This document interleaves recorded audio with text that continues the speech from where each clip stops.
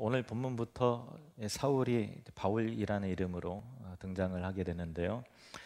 사울은 히브리식 이름이에요. 그 의미는 크다라는 이름의 의미를 가지고 있는데, 사울은 아시다시피 이스라엘의 그 구약의 초대 왕이잖아요. 그래서 아무래도 이제 사울이 태어났을 때 그의 부모가 같은 베냐민 지파의 그 위대한 사람인, 큰 인물인 사울왕처럼 너는 큰 사람이 되어라라고 하는 의미에서 아마도 사울이라 이름했을 것으로 여겨집니다.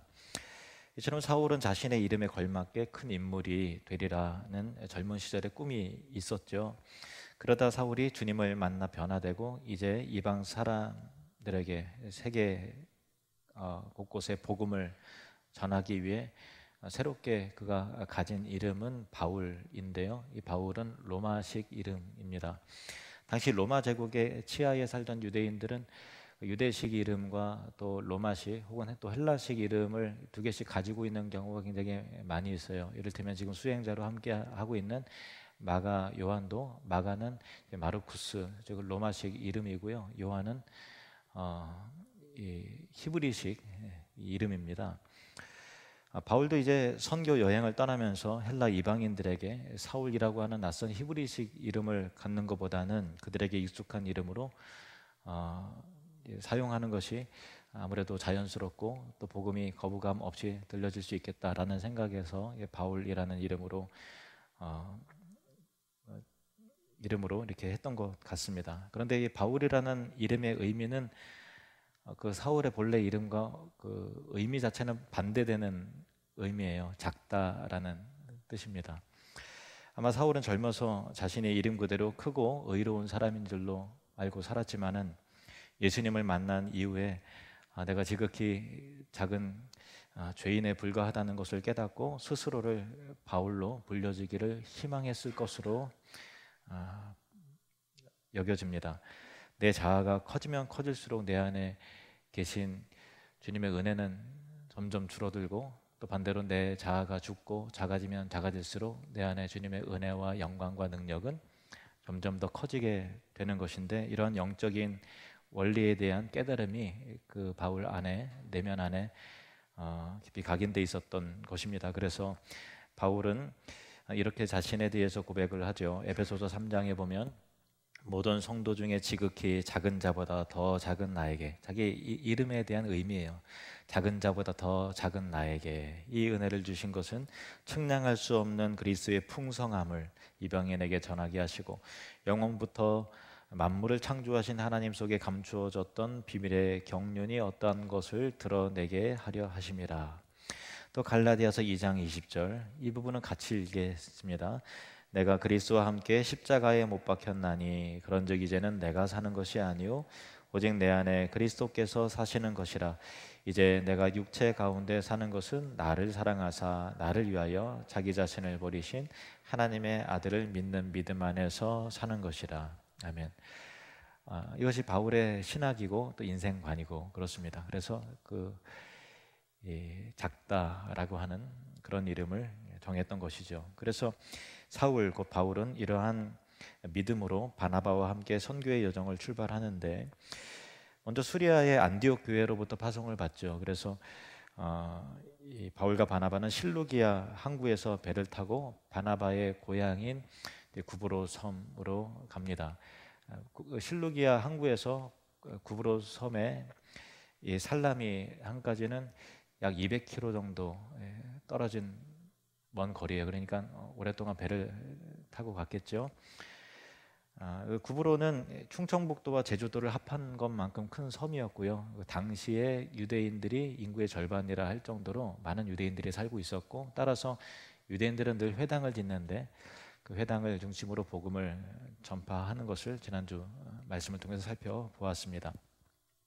그래서 살라미에서 유대인 회당에서 복음을 증거하다가 다시 살라미를 떠나서 섬의 180km 정도를 가로질러 구브로 섬의 서쪽 항구 도시이고 또 수도인 바보로 갔습니다. 바보는 헬라어로 파포라고 얘기하는데, 보통 이제 성경의 원어의 그 피읍 발음이 되는 것을 비읍으로 주로 많이 번역이 됐어요. 필립 이러면 이제 빌립 이렇게 돼 있고, 그러다 보니까 파포도 이제 바보라고 이름으로 이게 표기가 돼서 좀 약간 우스꽝스럽고 바보스러운 번역이 됐는데요. 여하튼 이 바보에는 로마 총독의 관저가 있었고, 당시 총독은 서기오 바울이라는 사람이었습니다.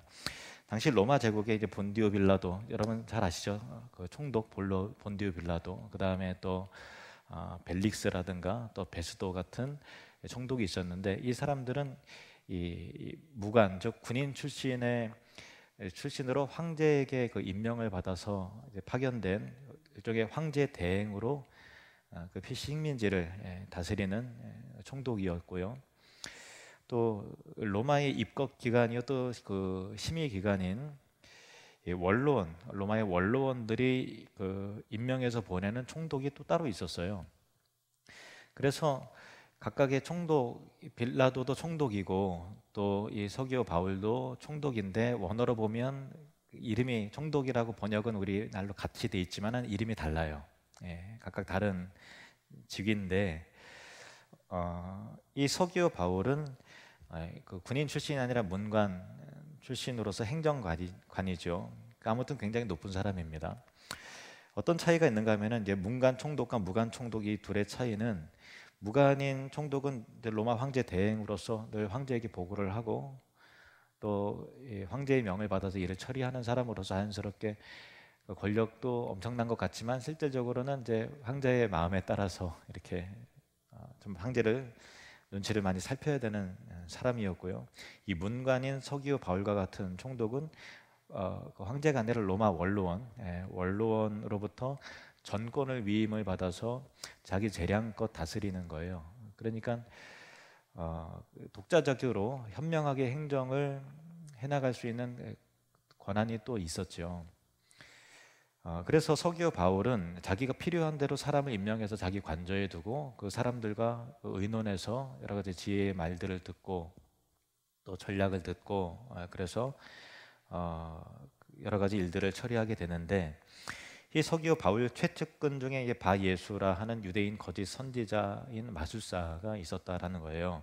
마술사로 번역된 헬라어 마고스는 점성가, 또 박수무당, 또 뭐 박사, 뭐 동방박사 할 때 그런 박사, 그리고 또 이 점성술사를 뜻하는 입니다. 그러니까 이제 바예수는 마술을 행하면서 점을 치는 일종의 그 점쟁이였고, 또한 뭐 철학자 비슷하기도 하지만 어쨌든 점을 치는 그런 사람이었습니다.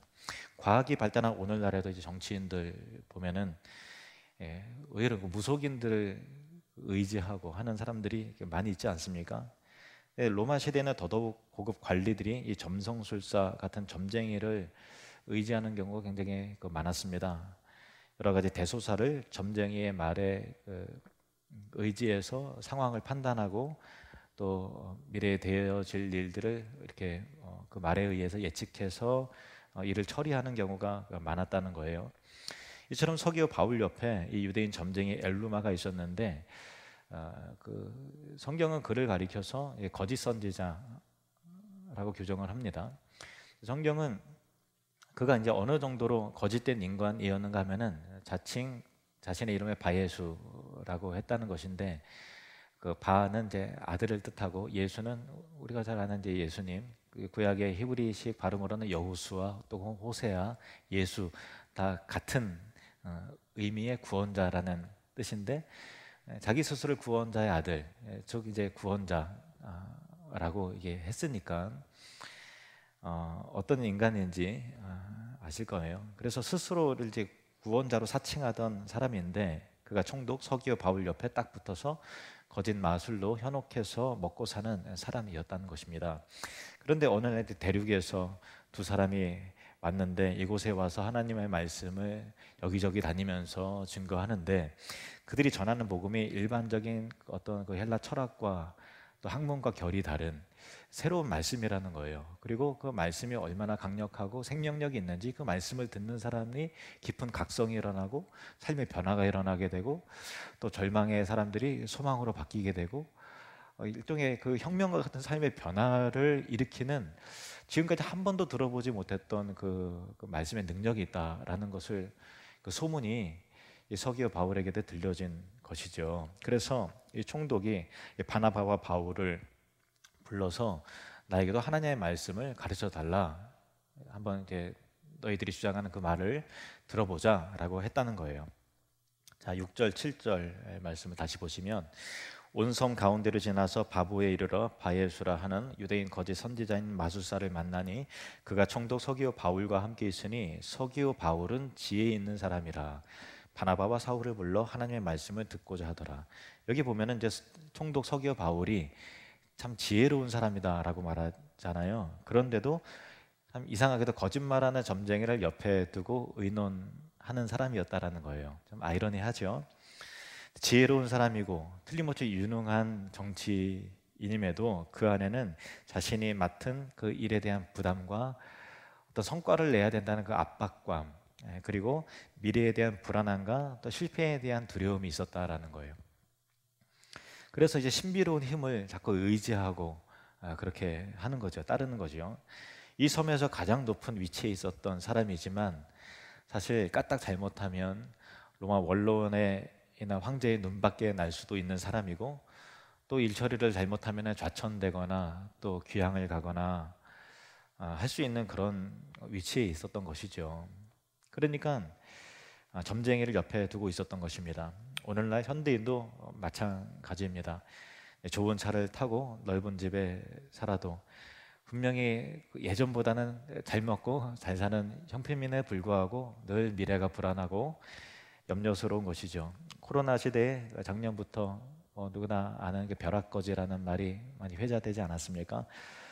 성실히 회사에 다니고 또 꼬박꼬박 월급을 받아서 자기의 소득에는 별로 변화가 없는데 주변에 부동산이라든가 주식이라든가 또 코인 하는 사람들이 워낙 그게 뭐 부동산 가격이 아파트 가격이 막 올라가고 부동산 가격이 올라가고 또 주식으로 얼마 벌었다라고 이렇게 벌었다고 하니까 상대적으로 이제 상대적 빈곤감이 드는 거죠. 소득은 그대로인데 다른 사람들이 이제 부익부 빈익빈이 심화되다 보니까 부자는 더 큰 부자가 되고 뭐 자산이 급격하게 올라가니까 상대적인 박탈감이 드는 거죠. 미래에 대한 두려움이 있고 불안감이 있고 그래서 그 현대인의 그 불안감이 그 정도로 크기 때문에 나오는 신조어 벼락거지라는 말 여러분 다 들어보셨을 것입니다.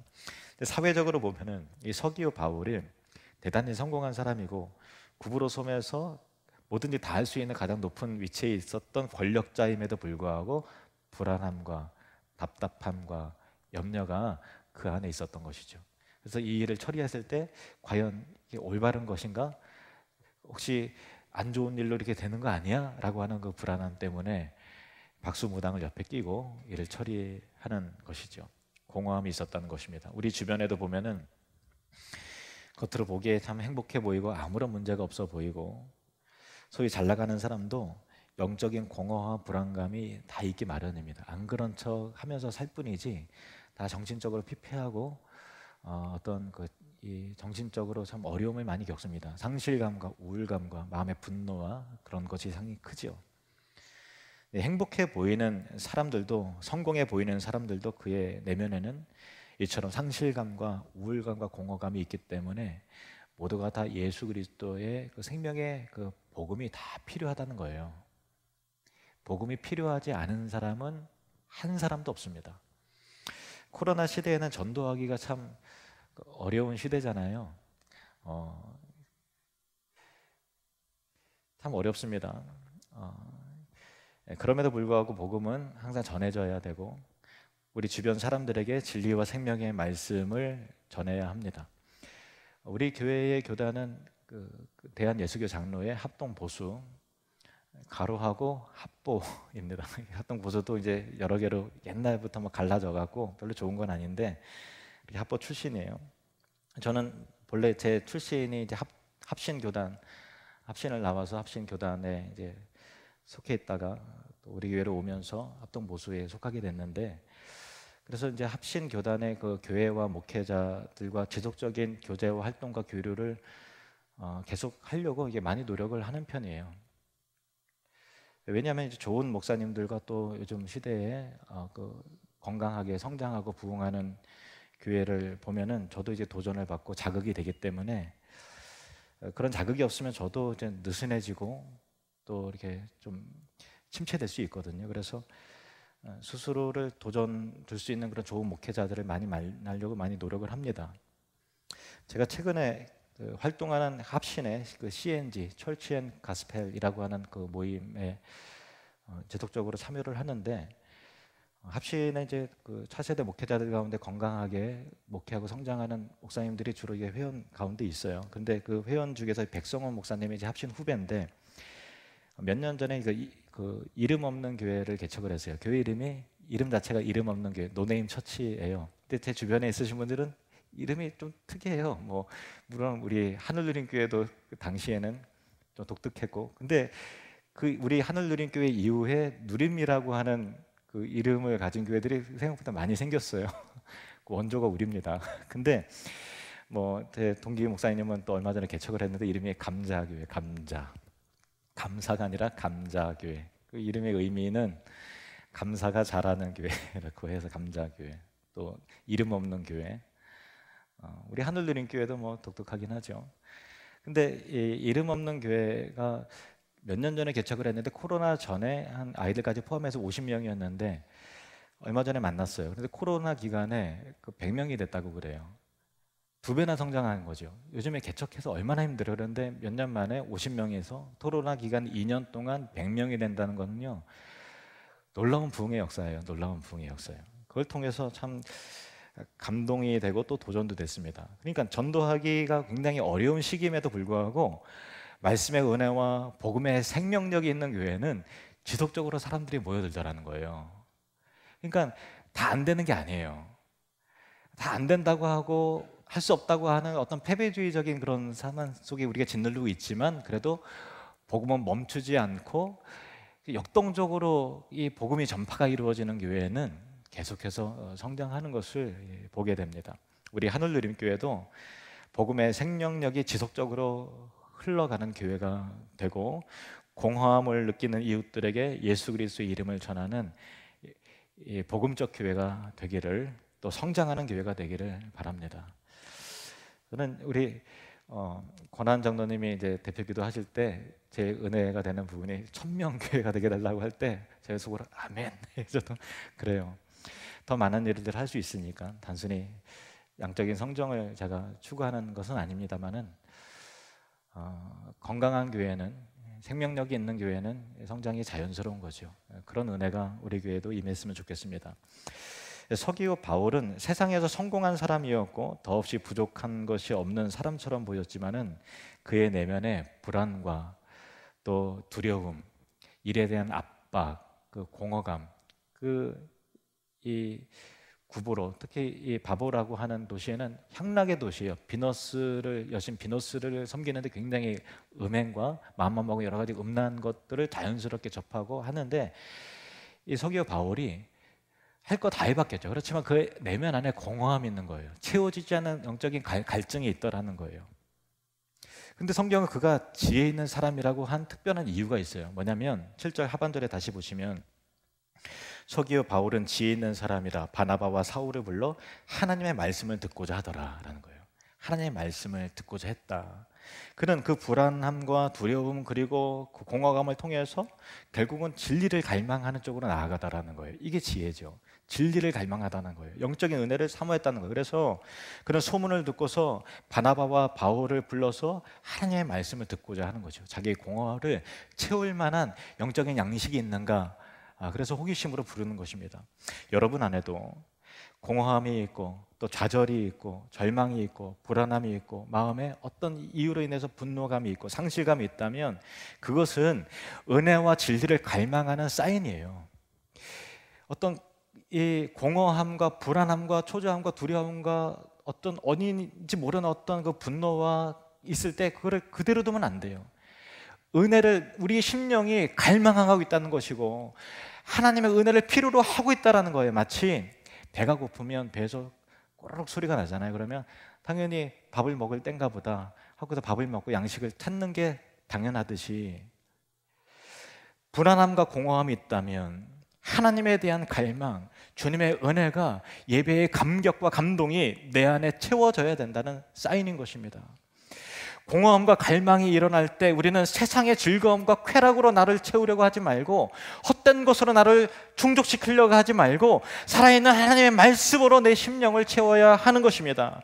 복음과 진리로, 예배의 감격과 은혜로, 말씀의 윽상으로 나를 채워질 때 이 불안감은 떠나가게 되고, 갈증은 해갈이 되고, 공허함은 은혜로 만족감을 누리게 되는 것입니다. 하나님의 말씀은 나에게 위로와 확신을 줍니다. 담대하게 하고 믿음을 새롭게 하고 소망을 품게 합니다. 마음의 평강과 은혜를 가져다 줍니다. 하나님의 말씀은 죄를 깨닫게 하고 거룩함에 대한 소망을 주고 우리로 지혜롭게 하고 분별력을 줍니다. 교만하지 않게 하고 그리고 절제하게 합니다. 그리고 하나님의 임재가 있는 예배는 우리의 심령을 회복시키는 능력이 있습니다. 저는 우리가 드리는 주일 예배 때마다 회복해되는 은혜를 경험하게 되기를 축복합니다. 이 총독 서기오 바울이 바울과 바나바를 불러서 복음을 듣고서 예수님을 이제 믿으려고 하니까 영적인 회방이 일어나게 되는 거예요. 이 총독 옆에서 점칠 때마다 복채를 뜯어내는, 예견하고 할 때마다 두둑히 주머니가 채워지게 됐는데, 이 마술사 엘루마가 보니까 이러다가는 자기의 주 수입원이 끊겨지게 되니까 직업을 잃는 것과 똑같잖아요. 그러니까 이 서기오 바울이 진리로 눈을 돌리지 못하도록 자꾸 방해를 하는 거예요. 불러서 말씀을 들으면 당신의 인생이 꼬일 겁니다, 뭐 등등 불안한 날들을 하면서 막 헷갈리게 하는 거죠. 우리도 하나님을 향해서 또 은혜의 장소를 향해서 예배를 향해서 나아가려고 할 때, 이 거룩한 삶으로 우리의 자신을 드리려 할 때 여러분, 그 영적인 공격과 방해가 있어요. 반드시 있습니다.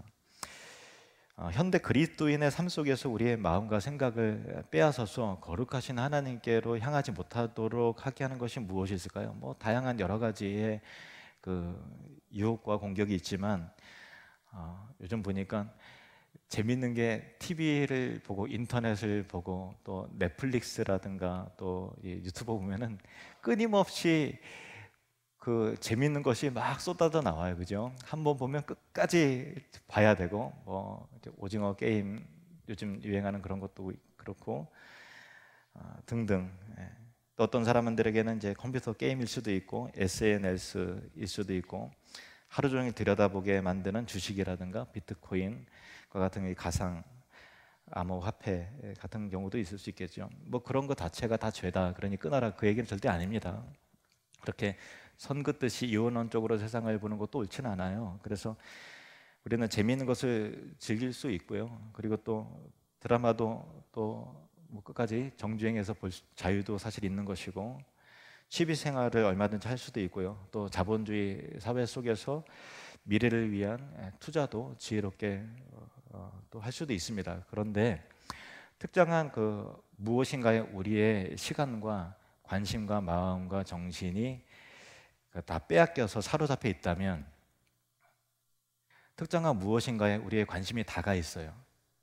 하루 종일 우리의 관심 분야가 그거예요. 정신이 거기에 빼앗겨 있어요. 그러면 그것은 틀림없이 영적인 문제죠. 영적인 문제예요. 그래서 우리로 거룩하고 영적으로 우리의 삶을 거룩하게 하나님께 드리지 못해요. 그렇잖아요. 시간이 다 뺏겼고 정신이 다 뺏겼는데 뭘 하나님께 드리겠어요? 어떻게 거룩한 꿈을 꾸면서 우리의 시간의 전부가 틈만 나면 그리로 우리의 마음이 다 거길로 가 있는데 어떻게 하겠어요? 이것이 영적인 삶을 살 수 없게 만드는 사탄의 방해죠. 하나님 앞으로 나아가지 못하게 하고 거룩한 비전을 향해서 우리를 개발시켜서 그 꿈을 향해서 나아가지 못하게 하는, 사람을 피폐하게 하고 소모시키고 쾌락으로 나를 채우려게 하게 하는 사탄의 공격의 방해인 것입니다. 그래서 시간과 정신을 빼앗는다는 것은 결국 그 사람의 영혼과 삶을 빼앗는 것 똑같아요. 아무리 자산이 증식한 뭐예요? 삶이 다 뺏겼는데? 그렇잖아요. 삶을 건강하게 하나님 앞에서 살아야 유익한 건데 아무리 내 자산이 두둑해진 뭐예요? 우리의 삶이 이미 소모되고 있고 그쪽으로 다 빼앗겼는데, 그것은 마술사 엘루마가 서기오 바울의 영적인 관심을 방해한 것과 똑같은 일이라는 것입니다. 이 마술사 엘루마가 서기오 바울이 말씀을 받지 못하도록 방해하는 이때에 바울이 성령이 충만해서 엘루마를 주목하고 아주 신랄한 저주와 같은 비판을 퍼붓는데요. 자, 9절 10절 말씀 보시면 바울이라고 하는 사울이 성령이 충만하여 그를 주목하고 이르되 모든 거짓과 악행이 가득한 자요 마귀의 자식이요 모든 의의 원수요 주의 바른 길을 굽게 하기를 그치지를 아니하겠느냐. 성경 어디를 봐도 사도 바울이 전도를 하거나 사역을 하는 가정 가운데서 이렇게 통렬하고 준엄한 그 비판과 비난 저주를 퍼부은 적이 별로 없어요. 근데 이 부분은 왜 그랬을까라는 거예요. 여기 이유가 있습니다. 이 바울은 이 점쟁이, 이 사람 그 자체에 대해서 분노한 게 아니에요. 가만히 보면은 바울이 주목했다 그랬죠. 바울이 정말 분노한 대상은 점쟁이가 아니라 그 박수무당을 짓누르고 있는 어둠의 그 권세예요. 하나님 나라를 확장해나 선교의 길목에 딱 가로막아서 좌절케 하고 두려움을 끼치게 하고 서기오 바울이 하나님의 그 총독이 예수를 믿는다 그러면 그 섬에 어떤 일이 일어나겠어요? 그러니까 영혼 구원을 방해하고 또 그 다음에 이 구보를 지나서 대륙으로 또 이렇게 들어가게 되는데 바울과 바나바를 낙심케 만드는 이 영적인 공격이 있는 것이죠. 그래서 이 어둠의 권세 잡은 자 사탄의 존재를 그 내면 가운데 바라보는 거예요. 우리는 이 실체, 사탄의 실체를 봐야 되는 것입니다. 그래서 이 13장 전체 본문 구조를 보면요, 두 세력의 그 영적 대결 구도로 가는데 성령이 바울을 보내시죠. 바나바와 바울을 파송합니다. 안디옥 교회가 파송한 게 아니라 성령께서 따로 그를 세우라 하셨죠. 그래서 성령의 인도를 받아서 구브로로 보냄을 받고 또 바울이 성령이 충만해서 선포하는 거예요. 성령이 바울로 하여금 엘루마라고 하는 사람을 그의 내면을 보게 하는 것입니다. 그 어둠의 세계를 보게 하는 거예요. 그래서 그 어둠의 권세에 짓눌린 영혼이 불쌍하고 딱해서 그것이 역설적으로 분노로 나타나서 어둠의 권세 잡은 사탄의 세력을 향해서 통렬하게 저주하며 말하고 있는 것입니다. 결국 이 세상은 두 세력의 대항이요 싸움입니다. 사탄과 예수 그리스도의 싸움이요 또 마귀의 자식 즉 어둠의 영들과 하나님의 백성들의 싸움인 것이죠. 그러나 이 싸움은 팽팽한 싸움이 아니에요.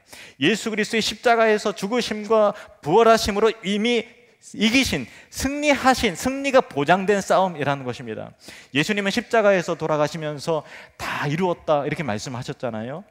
이미 그분의 죽음을 통해서 사망 권세를 깨뜨리시고 우리가 죽어야 할 죗값을 대신하여 지불하시고 십자가에 못 박혀 죽으심을 통해서 어둠의 권세, 우리를 지옥으로 끌고 가려고 하는 사단의 결박의 그 머리가 완전히 예수 그리스도의 발 아래 깨어진 그 사건이라는 것입니다. 그래서 다 이루었다라고 말씀하시는 거예요. 예수님은 분명히 말씀하십니다. 요한복음 16장 33절 말씀 함께 읽겠습니다. 이것을 너희에게 이르는 것은 너희로 내 안에서 평안을 누리게 하려 함이라. 세상에서는 너희가 환난을 당하나 담대하라. 내가 세상을 이기었노라. 세상에는 너희가 환난이 있어요. 두려움의 요소가 물론 있습니다. 그러나 담대하라. 내가 세상을 이기었노라. 분명히 선언을 하십니다. 예수님의 승리는 곧 우리의 승리인 것입니다. 그래서 우리는 담대할 수 있고요, 평안할 수 있습니다. 이 능력을 회복하시기를 주의 이름으로 축원합니다. 또한 하나님은 우리에게 승리를 약속하십니다. 로마서 16장 20절 말씀 함께 읽겠습니다. 평강의 하나님께서 속히 사탄을 너희 발 아래에서 상하게 하시리라. 우리 주 예수의 은혜가 너희에게 있을지어다. 아멘. 평강의 하나님께서 속히 사탄을 너희 발 아래에서 상하게 하시리라. 승리의 보장이죠. 이 말씀처럼 사탄은 이미 예수 그리스도에게 패배했기 때문에 성령 충만한 바울이 마술사 그 엘루마 뒤에 있는 어둠의 영을 대적하는 선포를 보면요, 예수님께서 이미 이기셨다는 그 믿음이 있으니까 얼마나 강력하고 담대한 선포인지 몰라요. 뭐 마귀가 뭐 이렇게 해롭게 하면 어떡하지, 뭐 이렇게 조롱당하면 어떡하지라는 불안과 염려가 전혀 없잖아요. 승리에 대한 확신이에요. 믿음의 담대함이 있어요. 여러분의 삶과 인생을 짓누르는 어둠의 영들에 대해서 이런 담대한 선포가 있기를 주 이름으로 축복합니다. 9절에서 11절을 다시 보시면 10절 다시 보시면 바울이라고 하는 사울이 성령이 충만하여 그를 주목하고 이르되 모든 거짓과 악행이 가득한 자요 마귀의 자식이요 모든 의의 원수요 바른 길을 굽게 하기를 그치지 아니하겠느냐. 아멘. 우리도 이러한 담대함이 있기를 축복합니다.